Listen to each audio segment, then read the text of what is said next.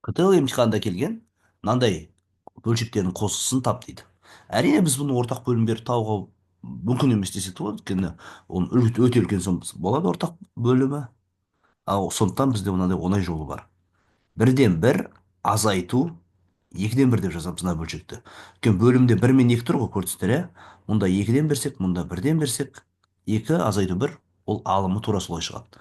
Дәл солай, екі мен үш болса, міне, екіден бір азайту үштен бір деп жазамыз. Үштен бір азайту төрттен бір, осылай кете береді дағы.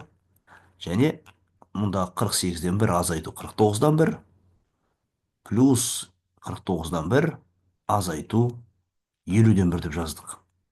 Енді бұны қалай есептейміз? Бұл жерде енді жеңілдеу болады, себебі мынандай қысқартуға болады оларды.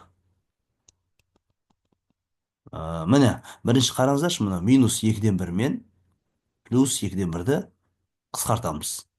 Минус 3-ден 1 мен плюс 3-ден 1-ді қысқартамыз. Минус 4-ден 1 мен плюс 4-ден 1. Дәл осылай бәрі қысқарып кетеді де, тек қана бірінші бөлшек пен соңғы бөлшек қана қалады. Яғни 1-ден 1 деген ол 1, азайту 50-ден 1. Біз білеміз, 1 бүтін дегеніміз ол 50-ден 50 деп жазуға болады. Азайту 50-ден 1. Ол дегеніміз 50-ден 49, е? Енді бұндай жауап жоқ сияқты, алымында бөлімді 2-ге көбейтсек 100-ден 98 болады, яғни 0 бүтін 100-ден 98. С жауабы.